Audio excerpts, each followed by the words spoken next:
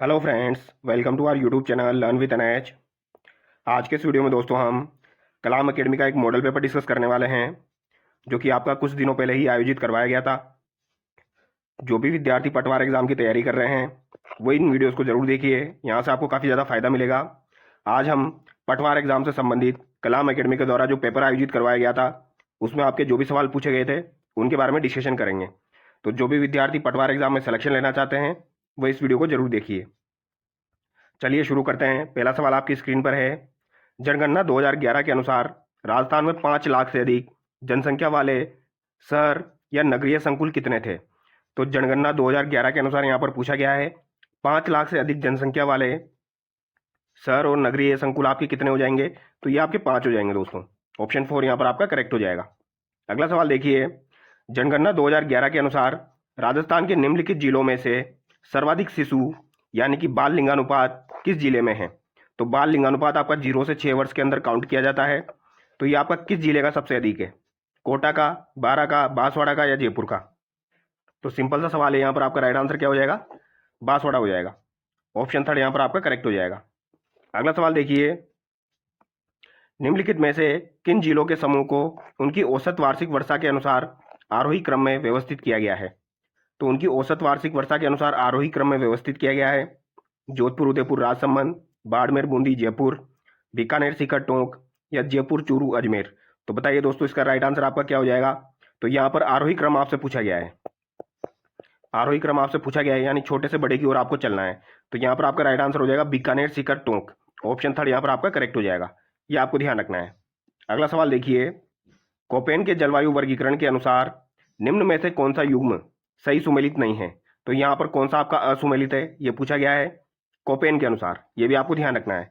CWG Jaipur दिया गया है, BWHW गंगानगर दिया गया है, BSHW आपका चित्तौड़गढ़ दिया गया है, AW आपका प्रतापगढ़ दिया गया है। तो सिंपल सा सवाल है, यहाँ पर आपका राइट आंसर क्या हो जाएगा? BSHW, यानी जो अर्धशुष्क वाला प्रदेश है उसमें आपका चित्तौड़ नहीं आता है। तो यहाँ पर BSHW आपका करेक्ट हो जाएगा। अगला सवाल देखिए। निम्नलिखित में से कौन सा सुमेलित नहीं है? तो यहाँ पर कौन सा आपका सुमेलित नहीं है? लूनी बेसिन, नेहड़, नागौर उच्च भूमिया, डोरा पर्वत, शेखावटी प्रदेश, जोहड़, गग्गर मैदान, नाली? तो यहाँ पर आपका कौन सा असुमेलित है ये आपसे पूछा गया है। तो यहाँ पर आपका राइट आंसर क्या हो जाएगा दोस्तों? डोरा पर्वत जो आपका नागौर दिया गया है ये गलत हो जाएगा, क्योंकि डोरा पर्वत आपका कहाँ पर है? तो ये आपका जालोर में हो जाएगा। ठीक है।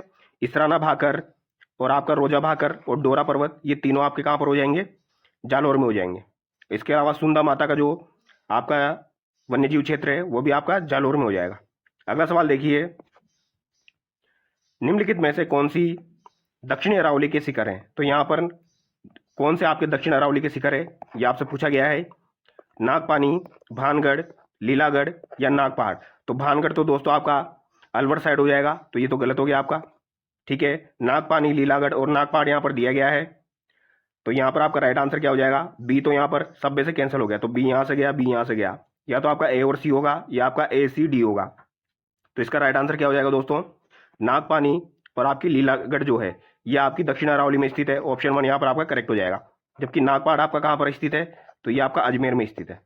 ठीक है, यानी कि ये मध्य अरावली में आपका स्थित है। अगला सवाल देखिए।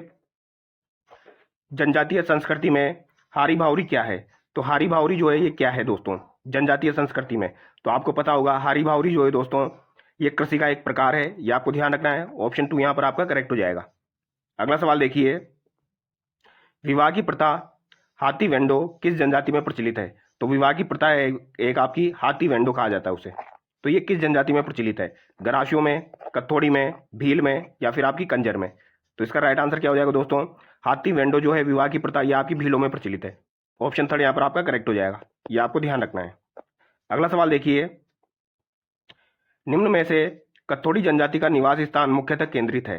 तो कत्थोड़ी जनजाति जो है दोस्तों इसका निवास स्थान आपका मुख्यतः कहाँ पर केंद्रित है? किशनगंज, शाहबाद, कोटड़ा, झाडोल, सराड़ा, सीमलवाड़ा, सराड़ा, चौपानी, खेरवाड़ा, सीमलवाड़ा, अरनोद? तो कत्थोड़ी जनजाति के बारे में यहाँ पर पूछा गया है। यहाँ पर शहरियों के बारे में नहीं पूछा गया है। तो किशनगंज, शाहबाद तो आपका राइट आंसर होगा नहीं, क्योंकि यहाँ पर तो आपकी शहरिया जनजाति निवास करती है। तो यहाँ पर कत्थोड़ी के बारे में पूछा गया है, तो आपका राइट आंसर क्या हो जाएगा? कोटड़ा, झाडोल और सराड़ा हो जाएगा। ऑप्शन 2 यहाँ पर आपका करेक्ट हो जाएगा। ये आपको ध्यान रखना है। ठीक है। अगला सवाल देखिए, राजस्थान में अभ्यारण्य एवं उनमें संरक्षित प्रमुख जीवों को सही सुमेलित कीजिए।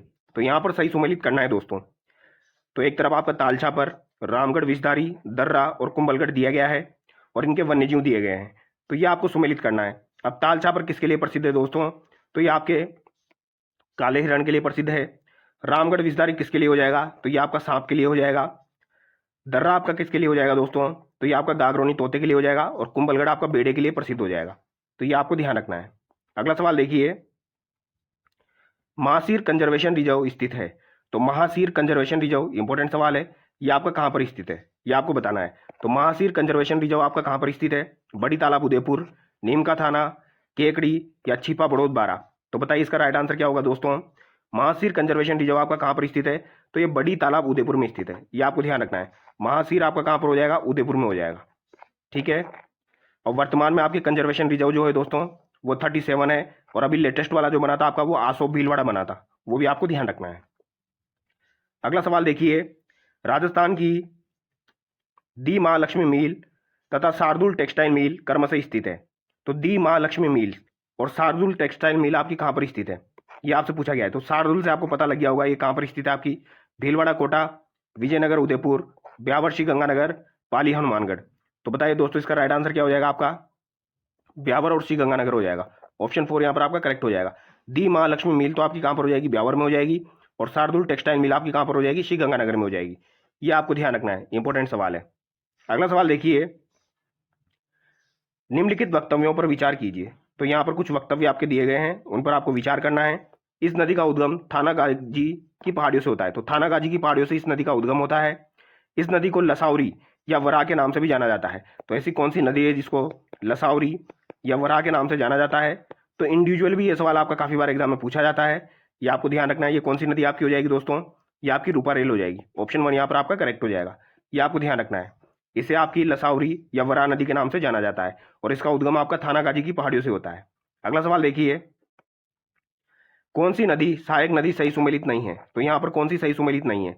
सोम के साथ मेश्वा दी गई है, माही के साथ आपकी चाप दी गई है, गंभीर के साथ पार्वती है और साबरमती के साथ आपकी हतमती यहाँ पर दी गई है। तो बताइए यहाँ पर गलत कौन सी है? तो यहाँ पर सोम के साथ जो मेश्वा दी गई है ये आपकी गलत दी गई है। ऑप्शन 1 यहाँ पर आपका करेक्ट हो जाएगा। अगला सवाल देखिए, निम्नलिखित में से कौन सा सही सुमेलित नहीं है? तो यहाँ पर आपका कौन सा सही सुमेलित नहीं है ये आपसे पूछा गया है। मनसा पूर्णा करणी माता मंदिर रोप आपका उदयपुर में दिया गया है। बालाजी रोप सामोद जयपुर में दिया गया है। सावित्री माता मंदिर रोप सिरोही में दिया गया है। सुंदा माता मंदिर रोप आपका जालौर में दिया गया है। तो यहाँ पर दोस्तों सावित्री माता का जो रोप आपका सिरोही में दिया गया है ये गलत हो जाएगा, क्योंकि ये आपका कहाँ पर हो जाएगा दोस्तों? ये आपका पुष्कर में हो जाएगा। ये आपको ध्यान रखना है। बाकी दोस्तों सामोद के बालाजी जो है वहां पर भी आपका रोपवे बना हुआ है और मनसा पूर्णन करणी माता का रोपवे आपका उदयपुर में है, ये बात भी सही है। सुंदा माता मंदिर रोपवे आपका जालौर में, ये बात भी सही है। तो सावित्री माता मंदिर का जो रोपवे है ये आपको पुष्कर में हो जाएगा। ये आपको ध्यान रखना है। अगला सवाल देखिए, अर्थुना पर्यटन क्षेत्र निम्न में से किस पर्यटन सर्किट के अंतर्गत आता है? तो अर्थुना जो मैंने आपको बताया था दोस्तों, अर्थुना जो है ये आपका किस पर्यटन क्षेत्र के अंतर्गत आता है? Krishna circuit, Braj Mewat circuit, Shekhawati circuit या वागड़ सर्किट? तो ये आपको बांसवाड़ा के अंतर्गत आता है, यानी कि ये वागड़ सर्किट के अंतर्गत आता है। ये आपको ध्यान रखना है। अर्थुना जो है ये बांसवाड़ा के अंतर्गत आता है, यानी कि ये कौन सा सर्किट हो जाएगा आपका? वागड़ सर्किट हो जाएगा। अगला सवाल देखिए, निम्नलिखित में से कौन सा कथन असत्य है? तो यहाँ पर कौन सा कथन आपका असत्य है? तो असत्य कथन बताना है। राजस्थान पर्यटन की टैगलाइन जो है वो है राजस्थान भारत का अतुल्य राज्य है। तो राजस्थान भारत का अतुल्य राज्य है। राजस्थान पर्यटन का स्लोगन जो है वो है पधारो मारा देश। राजस्थान पर्यटन विभाग की स्थापना 1950 में की गई थी और राजस्थान पर्यटन के लोगों में स्लोगन व टैगलाइन के साथ प्रतीकात्मक पशु ऊंट को दर्शाया गया है। तो यहाँ पर गलत कौन सा है ये आपको बताना है। तो यहाँ पर दोस्तों आपका ऑप्शन थर्ड गलत हो जाएगा। राजस्थान पर्यटन विभाग की स्थापना आपकी 1950 में नहीं हुई थी दोस्तों, ये आपकी 1956 में हुई थी। ये बात आपको ध्यान रखनी है, ठीक है। और उद्योग को पर्यटन का दर्जा कब दिया गया था? तो ये आपका 1989 में दिया गया था मोहम्मद यूनुस समिति की सिफारिश पर, वो भी आपको ध्यान रखना है। अगला सवाल देखिए, निम्नलिखित में से किस फसल के उत्पादन में राजस्थान का देश में प्रथम स्थान नहीं है? तो राजस्थान का देश में प्रथम स्थान किस फसल के उत्पादन में नहीं है? इंपॉर्टेंट सवाल है, ऐसा सवाल आपका पूछा जाता है। बाजरा, ग्वार, सरसों और ज्वार, तो किसमें राजस्थान का प्रथम स्थान नहीं है ये आपसे पूछा गया है। तो बाजरा में प्रथम स्थान है, सरसों में प्रथम स्थान है, ग्वार में प्रथम स्थान है, लेकिन ज्वार जो है आपका दोस्तों इसमें प्रथम स्थान नहीं है। ऑप्शन 4 आपका यहाँ पर करेक्ट हो जाएगा, ये आपको ध्यान रखना है।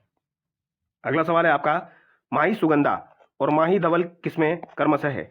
तो माही सुगंधा और माही धवल आपकी किसकी किस्में हैं, ये आपको बताना है दोस्तों। माही सुगंधा और माही धवल, चावल मक्का, मक्का चावल, मक्का बाजरा, ज्वार मक्का। तो इसका राइट आंसर क्या हो जाएगा दोस्तों, माही सुगंधा जो है ये तो आपकी चावल की किस्म हो जाएगी, और माही धवल जो है ये आपकी मक्का की किस्म हो जाएगी। ऑप्शन 1 यहाँ पर आपका करेक्ट हो जाएगा। और दोनों सवाल काफी बार एग्जाम में पूछे जाते हैं, ये आपको ध्यान रखना है, ठीक है। तो माही सुगंधा आपकी चावल की हो जाएगी, और माही धवल जो है ये आपकी मक्का की हो जाएगी, ये आपको ध्यान रखना है। अगला सवाल देखिए, निम्नलिखित में से किस कृषि जलवायु प्रदेश को अंतःस्थलीय जलोत्सरण क्षेत्र के नाम से भी जाना जाता है। तो अंतःस्थलीय जलोत्सरण क्षेत्र के नाम से भी किस कृषि जलवायु प्रदेश को जाना जाता है, first B, second B, third A, second A. कृषि जलवायु प्रदेशों को 10 भागों में बांटा गया है दोस्तों, उसमें से आपसे पूछा गया है अंतःस्थलीय जलोत्सरण क्षेत्र के नाम से किसे जाना जाता है। तो ये आपके सेकंड ए को जाना जाता है, ये बात आपको ध्यान रखनी है, किसको जाना जाएगा, सेकंड ए को जाना जाएगा। अगला सवाल देखिए, निम्नलिखित में से असुमेलित युग्म की पहचान कीजिए। तो यहाँ पर असुमेलित युग्म की आपको पहचान करनी है। केंद्रीय पशु प्रजनन केंद्र सूरतगढ़ श्री गंगानगर, राष्ट्रीय अश्व अनुसंधान केंद्र जोहड़बीड़ बीकानेर, सुकर प्रजनन फार्म आपका बस्सी जयपुर, और राज्य कुक्कुट प्रशिक्षण संस्थान आपका अजमेर यहाँ पर दिया गया है। तो यहाँ पर कौन सा आपका असुमेलित है ये आपको बताना है। तो यहाँ पर आपका राइट आंसर क्या हो जाएगा दोस्तों, पहला आपका बिल्कुल सही दिया गया है, यहाँ पर पहला आपका बिल्कुल सही हो जाएगा। केंद्रीय पशु प्रजनन केंद्र आपका सूरतगढ़ श्री गंगानगर बिल्कुल सही है। राष्ट्रीय अश्व अनुसंधान केंद्र आपका जोहड़बीड़ बीकानेर ये भी सही है, और राज्य कुक्कुट प्रशिक्षण संस्थान आपका अजमेर में ये भी बिल्कुल आपका सही दिया गया है। लेकिन आपका जो सुकर प्रजनन फार्म है ये गलत दिया गया है, बस्सी जयपुर। तो यहाँ पर आपका ऑप्शन थर्ड करेक्ट हो जाएगा। अगला सवाल देखिए, जैसलमेरी आपकी, इसके अलावा आपका हो जाएगा कच्छी व अलवरी आदि किस पशु की नस्लें हैं। तो जैसलमेरी हो गई, कच्छी हो गई और अलवरी हो गई, ये किस पशु की नस्लें हैं, भेड़ की, गाय की, ऊंट की या घोड़े की। तो ये किसकी हो जाएगी दोस्तों आपकी, तो सिंपल सा सवाल है, ये आपकी ऊंट की हो जाएगी। जैसलमेरी, कच्छी, अलवरी ये आपकी किसकी किस्म है, ऊंट की किस्म है। नाचना भी आपकी ऊंट की किस्म है, वो भी आपको ध्यान रखना है। अगला सवाल देखिए, राजस्थान 20वीं पशु गणना 2019 के अनुसार राज्य में पशु की संख्या में कितने % की कमी दर्ज की गई है। तो कितने % की कमी यहाँ पर हुई थी, तो ये -1.61% की यहाँ पर कमी हुई थी, ये आपको ध्यान रखना है। ऑप्शन 1 यहाँ पर आपका करेक्ट हो जाएगा। अगला सवाल देखिए, निम्नलिखित में से असंगत युग्म का चुनाव कीजिए। तो यहाँ पर असंगत युग्म का आपको चुनाव करना है। Birla white cement Gotan Nagaur, ACC cement limited लाखेर बूंदी, JK सीमेंट आपका निम्बाहेड़ा चित्तौड़गढ़ दिया गया है, राजश्री सीमेंट आपका खारिया मीरापुर नागौर दिया गया है। तो यहाँ पर असंगत युग्म का आपको चुनाव करना है दोस्तों। बिरला व्हाइट सीमेंट आपका गोटन नागौर दिया गया है, जो कि आपका गलत हो जाएगा दोस्तों। 24 में जो 1 दिया गया है ये आपका गलत हो जाएगा। ACC सीमेंट लिमिटेड लाखेर बूंदी ये बिल्कुल सही है, आपका ACC वाला जो है ये आपका लाखेरी बूंदी में है। JK सीमेंट आपका निम्बाहेड़ा चित्तौड़गढ़ बिल्कुल सही है, और राजश्री सीमेंट आपका खारिया मीरापुर नागौर ये भी आपको बिल्कुल सही है, ठीक है। लेकिन बिरला व्हाइट सीमेंट आपका दोस्तों गोटन नागौर में नहीं है। ऑप्शन 1 यहाँ पर आपका करेक्ट हो जाएगा। अब ये कहाँ पर है आप एक बार कमेंट करके बताना। भारत का प्रथम निर्यात संवर्धन औद्योगिक पार्क में स्थापित किया गया। तो भारत का प्रथम निर्यात संवर्धन औद्योगिक पार्क कहाँ पर स्थापित किया गया, सीतापुरा जयपुर में, निमराना अलवर में, बोरानाड़ा जोधपुर में, या फिर भिवाड़ी अलवर में। तो इंपॉर्टेंट सवाल है, निर्यात संवर्धन औद्योगिक पार्क आपका कहाँ पर स्थापित किया गया, सीतापुरा जयपुर में स्थापित किया गया। ऑप्शन 1 यहाँ पर आपका करेक्ट हो जाएगा। अगला सवाल देखिए, भीमलत जलप्रपात कौन सी नदी पर स्थित है। तो भीमलत जलप्रपात जो है दोस्तों ये आपका बूंदी में मांगली नदी पर स्थित है, ये आपको ध्यान रखना है। ऑप्शन 2 यहाँ पर आपका करेक्ट हो जाएगा, ठीक है। अगला सवाल देखिए, राजस्थान की निम्न नदियों में से खंबात की खाड़ी में जल गिराने वाली नदियां हैं। तो ऐसा सवाल भी एग्जाम में पूछा जाता है, खंबात की खाड़ी में आपकी कौन सी नदियां जल गिराती है, तो ये आपसे पूछा गया है, ठीक है। तो दोस्तों लूनी के बारे में मैंने आपको हमेशा बताया है, लूनी जो है ये नाक से निकली और कहाँ पर गिरी, कच्छ में गिरी। नाक से निकली और कच्छ में गिरी, ये आपको ध्यान रखना है। तो ये तो कच्छ में जाके गिरती है, तो ये आपका राइट आंसर नहीं होगा, यानी कि लूनी इसमें शामिल नहीं होगी। तो 2 यहाँ से गया, 2 यहाँ से गया। अब आपके 2 ऑप्शन बचते हैं, 1 और 4 और 3 और 4, और आपको बताना है खंबात की खाड़ी में आपकी कौन सी गिरती है। तो आपकी दोस्तों एक तो माही नदी हो गई और एक आपकी साबरमती नदी हो गई, ये दोनों आपकी किस में गिरेगी, खंबात की खाड़ी में गिरेगी। तो 1 और 4 आपका यहाँ पर राइट आंसर हो जाएगा, ठीक है। जबकि पश्चिमी बनास और लूनी जो है ये कच्छ के मैदान में गिरती है, ये आपको ध्यान रखना है, ठीक है। अगला सवाल देखिए, राजस्थान के संदर्भ में सत्य कथन की पहचान कीजिए। राजस्थान की अंतर्राज्यीय सीमा की लंबाई 5,920 किलोमीटर है। राजस्थान का क्षेत्रफल 1,32,139 वर्ग मील है। राजस्थान की उत्तर दक्षिण एवं पूर्व पश्चिम लंबाई में अंतर 47 किलोमीटर है। अब इस सवाल को ध्यान से पढ़ना है दोस्तों। यहाँ पर पूछा गया है सत्य कथन की पहचान करनी है। राजस्थान की आकृति अनियमित 7 भुजाओं वाले बहुभुज के समान है। तो यहाँ पर सत्य कथन आपको बताना है और यहाँ पर आपका राइट आंसर क्या हो जाएगा, ऑप्शन 2 हो जाएगा। क्योंकि यहाँ पर जो दिया गया है 1,32,139 ये वर्ग मील दिया गया है। तो आपका जो एरिया होता है दोस्तों, आपने सुना होगा 3,42,239 किलोमीटर स्क्वायर। तो वो किलोमीटर स्क्वायर में पूछा जाता है तब आपका 3,42,239 होता है। लेकिन अगर वर्ग मील में पूछा जाए तो आपका 1,32,139 वर्ग मील होता है। तो दूसरा कथन आपका बिल्कुल सही है। तीसरा आपका इस वजह से गलत हो गया क्योंकि ये लंबाई जो है ये 43 किलोमीटर का डिफरेंस आता है। ये आपको ध्यान रखना। उत्तर से दक्षिण और पूर्व से पश्चिम में आपका डिफरेंस कितना आता है, 43 किलोमीटर का आता है। क्योंकि एक तो आपकी 869 हो जाएगी और एक आपकी 826 हो जाएगी। तो ये डिफरेंस कितना हो जाएगा आपका, 43 हो जाएगा। ठीक है। और ये कथन भी आपका गलत हो जाएगा क्योंकि राजस्थान की आकृति जो है वो आपकी दोस्तों विषम भाव चतुर्भुज के समान है। तो ये भी आपका गलत हो जाएगा। ठीक है। अब अगला सवाल देखिए। राजस्थान में रेड क्लिफ लाइन का प्रारंभिक व अंतिम बिंदु क्रमशः है। तो रेड क्लिफ लाइन जो है दोस्तों इसका प्रारंभिक और अंतिम बिंदु आपको बताना है। कोणागांव श्री गंगानगर से लेके बाकासर गांव बाड़मेर तक, हिंदुमल कोट श्री गंगानगर से लेके कुशलगढ़ बांसवाड़ा तक, हिंदुमल कोट श्री गंगानगर से लेके बाकासर गांव बाड़मेर तक और खक्का गांव श्री गंगानगर से लेके कुशलगढ़ बाड़मेर तक। तो यहाँ पर आपका राइट आंसर क्या हो जाएगा, हिंदुमल कोट से शुरुआत होती है श्री गंगानगर से और बाकासर गांव बाड़मेर तक जाती है। तो ऑप्शन 3 यहाँ पर आपका करेक्ट हो जाएगा। अगला सवाल देखिए। राजस्थान की स्थिति के संदर्भ में सत्य कथन की पहचान कीजिए। तो राजस्थान की जो स्थिति है उसके संदर्भ में आपको सत्य कथन की पहचान करनी है। यहाँ पर 4 ऑप्शन आपके सामने दिए गए हैं। बताइए दोस्तों, स्थिति विस्तार का सवाल है, कौन सा आपका राइट आंसर होगा। तो भैया 23 डिग्री 3 मिनट नॉर्थ से लेके 30 डिग्री 12 मिनट उत्तर हो जाएगा आपका। ये बिल्कुल सही है। और 69 डिग्री 30 मिनट ईस्ट से लेके आपका 78 डिग्री 17 मिनट ईस्ट यानी पूर्व हो जाएगा। तो ऑप्शन 3 यहाँ पर आपका करेक्ट हो जाएगा। अगला सवाल देखिए। जनगणना 2011 के अनुसार राजस्थान के वे जिले जो अपनी कुल जनसंख्या में 70% से अधिक जनजाति जनसंख्या रखते हैं, उदयपुर, डूंगरपुर, प्रतापगढ़, बांसवाड़ा, जो कि 70% से अधिक जनजाति जनसंख्या रखते हैं। इंपॉर्टेंट सवाल है। तो यहाँ पर आपका राइट आंसर क्या हो जाएगा दोस्तों, उदयपुर, डूंगरपुर, प्रतापगढ़, बांसवाड़ा। तो यहाँ पर आपका राइट आंसर हो जाएगा ऑप्शन 3 यानी कि डूंगरपुर और आपका जो यहाँ पर दिया गया है बांसवाड़ा, ये राइट आंसर हो जाएगा। ऑप्शन 3 यहाँ पर आपका करेक्ट हो जाएगा। यहाँ पर परसेंटेज के अकॉर्डिंग पूछा गया है आपसे। ठीक है, डूंगरपुर और बांसवाड़ा। अगला सवाल देखिए। जेत सागर तथा कायलाना झील क्रमशः स्थित है। तो जेत सागर झील तो आपकी कहाँ पर हो जाएगी, बूंदी में हो जाएगी। कायलाना झील आपकी जोधपुर में हो जाएगी। ऑप्शन 4 यहाँ पर आपका करेक्ट हो जाएगा। अगला सवाल देखिए। भारत वन स्थिति रिपोर्ट 2023 के अनुसार राजस्थान के कुल वनावरण का कितना अंश अत्यधिक अग्नि प्रवण क्षेत्र है। तो अत्यधिक अग्नि प्रवण क्षेत्र आपका कितना हो जाएगा, ये यहाँ पर पूछा गया है। 2.83%, 1.18%, 3.62%, 4.24%। तो बताइए इसका राइट आंसर क्या हो जाएगा आपका, 2.83% हो जाएगा। ऑप्शन 1 यहाँ पर आपका करेक्ट हो जाएगा। अगला सवाल देखिए। वन विभाग राजस्थान द्वारा जारी प्रशासनिक प्रतिवेदन 2023 के अनुसार निम्नलिखित में से राजस्थान का जिला जो अपने कुल भौगोलिक क्षेत्र में 2% से कम भूभाग पर वन क्षेत्र रखता है। तो 2% से कम भूभाग पर वन क्षेत्र रखता है वो आपका कौन सा यहाँ पर जिला हो जाएगा, चूरू, नागौर, जोधपुर और उपरोक्त सभी। तो आपने पढ़ा होगा दोस्तों, परसेंटेज के अकॉर्डिंग जो सबसे कम है अभी प्रेजेंट टाइम पे वो कौन सा हो जाएगा आपका, चूरू में हो जाएगा।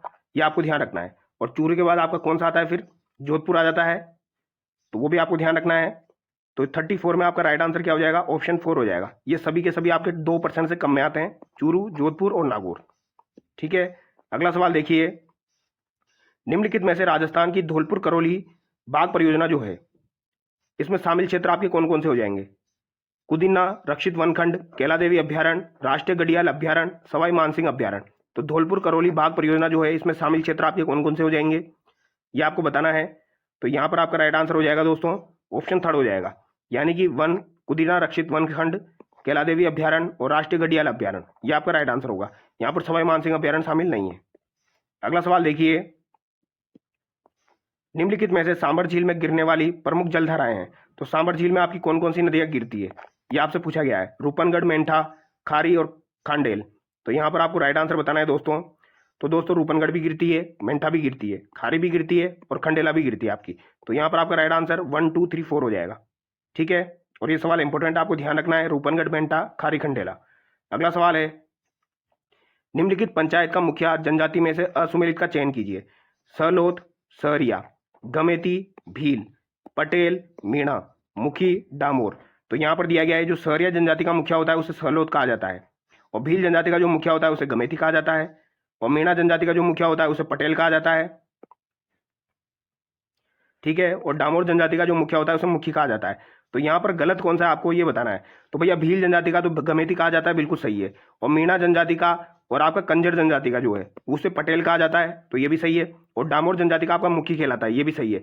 यानी सहरिया का जो है सहलोद दिया गया है, ये गलत हो जाएगा, क्योंकि सहरिया का कौन होता है दोस्तों, कोतवाल होता है। ये बात आपको ध्यान रखनी है, ठीक है। अगला सवाल देखिए, निम्नलिखित में से बेमेल युग्म का चयन कीजिए। तो बेमेल युग्म का आपको चयन करना है। अजमेर की स्थापना 1 नवंबर 1956 को, हनुमानगढ़ की 12 जुलाई 1994 को, करौली की 19 जुलाई 1999 को, प्रतापगढ़ की 26 जनवरी 2008 को। तो यहाँ पर आपको साफ साफ पता लग रहा है करौली का गलत दिया गया है दोस्तों, क्योंकि यहाँ पर 1999 नहीं होगा, यहाँ पर क्या होगा 1997 होगा, ये आपको ध्यान रखना है, ठीक है। तो 38 में आपका थर्ड हो जाएगा। बाकी हनुमानगढ़ की 12 जुलाई 1994 को हुई थी, अजमेर की आपकी 1 नवंबर 1956 को हुई थी, और 26 जनवरी 2008 को आपकी प्रतापगढ़ की हुई थी। और अजमेर आपका संभाग कब बना था, वो सवाल भी पूछा जाता है। अजमेर को दोस्तों संभाग कब बनाया गया था, तो वो सवाल भी आपसे पूछा जाता है। तो मुझे जहां तक याद आ रहा है 1987 के आसपास अजमेर को संभाग बनाया गया था, ये बात भी आपको ध्यान रखनी है। अगला सवाल देखिए, 21 जून को सूर्य कर्क रेखा पर सीधा चमकता है, उस दिन सूर्य की किरणों का सर्वाधिक तिरछापन राजस्थान के किस जिले में देखा जा सकता है। तो सर्वाधिक तिरछापन अगर आपसे पूछा जाए तो वो किस जिले में देखा जा सकता है, ये आपसे पूछा गया है। तो यहाँ पर आपका राइट आंसर क्या हो जाएगा दोस्तों, सिंपल सा सवाल है, सी गंगानगर यहाँ पर आपका राइट आंसर हो जाएगा।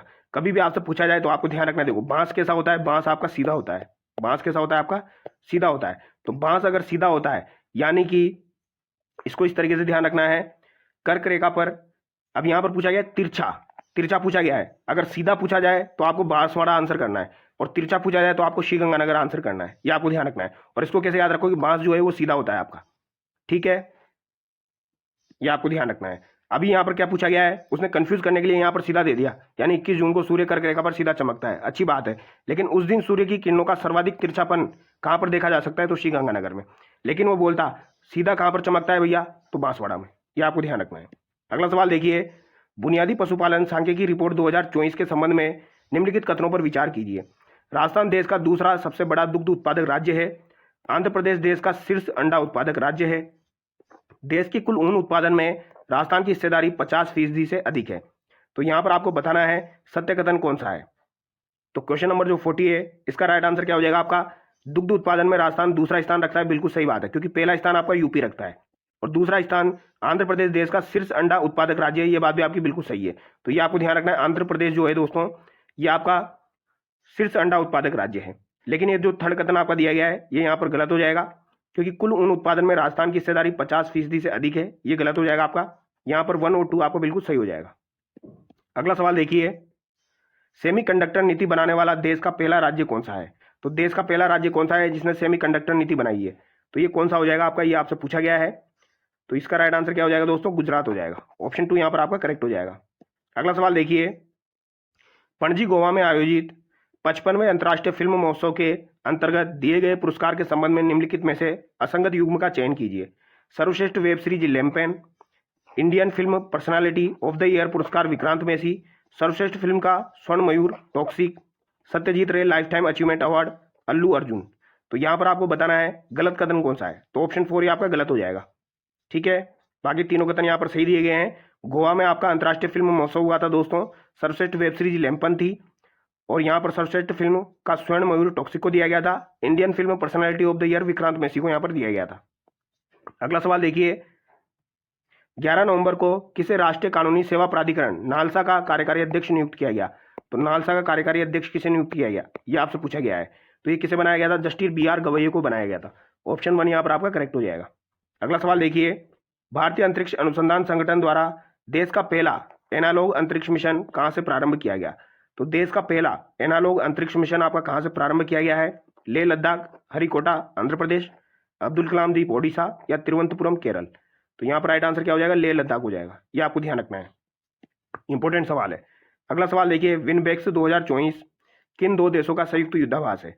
तो विनबेक्स जो है ये किन 2 देशों का है, तो नाम से आपको पता लग रहा है दोस्तों ये भारत और वियतनाम का हो जाएगा, ऑप्शन 1 यहाँ पर आपका करेक्ट हो जाएगा। विनबेक्स आपका भारत और वियतनाम का हो जाएगा। अंतर्राष्ट्रीय हॉकी महासंघ द्वारा वर्ष 2024 हेतु प्लेयर ऑफ द ईयर पुरस्कार किसे दिया गया। तो दोस्तों प्लेयर ऑफ द पुरस्कार के लिए किसे चुना गया है आपके, तो ये आपके हरमनप्रीत सिंह को चुना गया है, जिनका संबंध आपका किससे हो जाएगा, हॉकी से हो जाएगा। ये आपको ध्यान रखना है।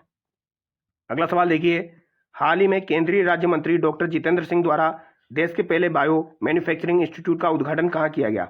तो डॉक्टर जितेंद्र सिंह द्वारा देश के पहले, तो ये पहला बहुत इंपॉर्टेंट होता है, बायो मैन्युफैक्चरिंग इंस्टीट्यूट का उद्घाटन कहाँ पर किया गया है। तो ये आपका दोस्तों मोहाली पंजाब में किया गया है। ऑप्शन 1 यहाँ पर आपका करेक्ट हो जाएगा। ठीक है, अगला सवाल है, पीएम यशस्वी योजना का संचालन किसके द्वारा किया जा रहा है। तो पीएम यशस्वी योजना का संचालन किसके द्वारा किया जा रहा है। तो ये आपका दोस्तों सामाजिक न्याय एवं अधिकारिता मंत्रालय के द्वारा किया जा रहा है। ठीक है, अगला सवाल है, राष्ट्रीय प्राकृतिक खेती मिशन के संदर्भ में निम्न कथनों पर विचार कीजिए। आज का अंतिम सवाल है आपका, क्योंकि जीके आपकी यहाँ पर खत्म हो रही है, और इसके जो 50 सवाल है वो मैं नेक्स्ट वीडियो में कराऊंगा, जिसमें आपके कुछ कंप्यूटर के सवाल रहेंगे, कुछ हिंदी के सवाल रहेंगे, वो हम नेक्स्ट वीडियो में डिस्कस करेंगे। 25 नवंबर 2024 से कृषि और किसान कल्याण मंत्रालय द्वारा प्राकृतिक खेती को बढ़ावा देने के उद्देश्य से इसे शुरू किया गया है। इसको अगले 2 वर्षों में इच्छुक ग्राम पंचायतों के 15,000 समूहों में लागू किया जाएगा। इसके तहत 10,000 जैव इनपुट संसाधन केंद्र स्थापित करने का लक्ष्य रखा गया है। तो यहाँ पर कौन सा कथन जो है दोस्तों वो आपका सही है, वो आपको बताना है दोस्तों। ठीक है, तो यहाँ पर तीनों कथन आपके बिल्कुल सही है, तो ये आपको ध्यान रखना है। 1, 2, 3 यहाँ पर आपका राइट आंसर हो जाएगा। तो इस सवाल का राइट आंसर आपका 1, 2, 3 हो जाएगा। ठीक है, तो चलिए दोस्तों नेक्स्ट वीडियो में मिलते हैं, और अगर आपको वीडियो अच्छा लगा है तो वीडियो को लाइक जरूर करें और सब्सक्राइब भी करें। Thank you so much.